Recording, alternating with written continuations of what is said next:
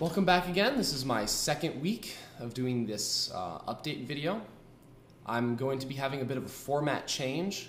Last week I recorded on Tuesday and then uploaded, and I got into the practice room much later than I would have preferred to. So I'm now going to be recording my video on Monday, cutting, editing, and uploading it on Tuesday. So this is the nice rainy Monday morning we started off with the week with here. Possible title, see if anybody likes it. This has been suggested by a couple people. Why not Tuesdays with Spencer? So you can think about that. Comment, let me know what you think. Last week in the practice room on Tuesday, I was working on my soon-to-come drum cover of the Winery Dogs tune We Are One. And I have a little bit of a clip of that for you to check out. So go ahead and watch that if you're interested. And I'll see you back here in a second.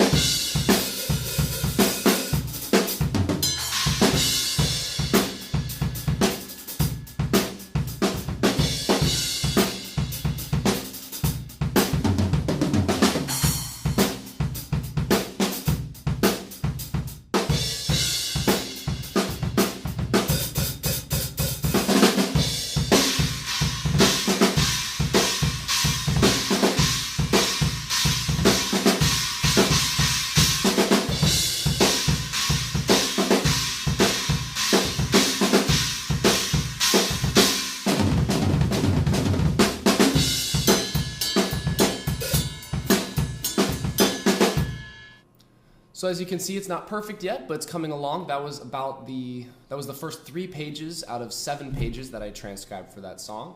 And I really enjoy playing that tune. It's a lot of fun. Mike Portnoy is one of my favorite drummers, and it's really fun to learn how he played in this kind of situation as opposed to his biggest gig, Dream Theater, that he left a few years back. So it's cool to learn what he does now in a 3-piece setting. On Wednesday of last week in the practice room, I was working on the solo material by Alex Myers. I got through the first song, Sparkles, which is a really Joe Satriani, just like really easy rock tune, not a whole lot of flair or anything, so I got through that pretty quickly. That was a really fun tune. Then I moved on to Hoodlums Aloof, which is kind of music theater-y, a lot of boom chick, boom chick, boom chick with double bass mixed in, and that actually made it a lot harder than I expected. I got through most of that, a little bit more to polish it off and make it recordable, but it's a fun tune. I really enjoyed playing that.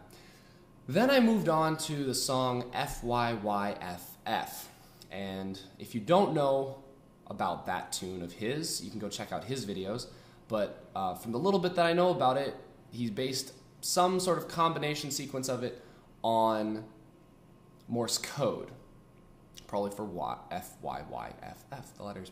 So in that tune, the time signature changes every single measure, and me as the drummer, I keep a half-note pulse on one voice or another on the drums the whole time. All the time signatures are on the 8th note level, so my half note is never landing in the same place in any of the measures, and then I'm playing stuff on top of that. So it's an incredibly difficult piece. It was a little demoralizing because I rocked the other 2 tunes and then came to this one and it's just like okay. But it's a really hard piece, and it's going to take a lot of work, but I'm really excited to conquer that one. And then I finished up my practice session that day by working on his song Pretzel Avalanche, which is this huge 12 and a half minute prog rock metal extravaganza. And I spent somewhere over 2 hours working on that song. And by the end of the practice, I could just kind of make my way through the first page of the song that he had written up drum charts for. So that, again, is a very challenging piece. Very fun, makes a lot of sense, it's really cool. But again, this project's gonna take me a lot of work. Alex, you're putting me through quite a practice regimen, but I'll thank you for it in the end, I'm sure. Part of this project that's really cool is learning these drum parts that Alex wrote. He's a guitar player, not a drummer, but he understands drums very well. I was very happy to sit down with these charts and see that pretty much everything he wrote made sense. It all made drummer sense. You know, sometimes when you have another instrumentalist writing a piece for drums, or as a drummer writing something for a guitar player, and not really understanding the instrument and how it works, it can be really awkward and funny, and you're like, that you would never play that. This all makes really good sense. However, a lot of it is not really anything I would ever play regularly. Some of it is, but there's a lot of combinations of things that are new to me, so it's taking me some time to just kind of run those and get those working my arms and legs a little bit better. But it's quite fun, and I had a fantastic time working on the material overall. This is probably going to be the most challenging material I have ever learned and played, and then I'm going to be recording this album for him. But I'm really looking forward to conquering this material, working really hard on it, and you know, having something to show for it afterwards. It'll make me a better player in the end. Let me scroll down my notes here. Rehearsals this week start for Colossal, the musical that I'm going to be playing in. It's going to be playing at the Mixed Blood Theater in Minneapolis. Go check it out. It's a football sports musical, which is kind of cool. And I'm going to be playing in their little mini drum line. So if you're interested in coming to check it out, that'll be cool. Tech Week starts this week, so I'm about to be very busy for the next 5.5 weeks. The last note that I wanted to touch on in this video is you've probably seen me post about Volume Company. It's an online music lesson site that is starting up, and I got hired on to work on drum lessons there, and I've been having a lot of fun. We've been recording for quite a while, and we just broke 80 videos recorded for drums, so I'm really excited about that. Anyways, Dustin, the guy that started the whole thing, had entered this competition, the Sink or Swim like small business competition, where if you win, they give you a $25,000 grant. And unfortunately, he got to the final 3, and then somebody else got the money, which is a little unfortunate. We were really hoping for that. It would really help a lot of aspects of the company. But, you know, he did a fantastic job, so it's not his fault by any means at all.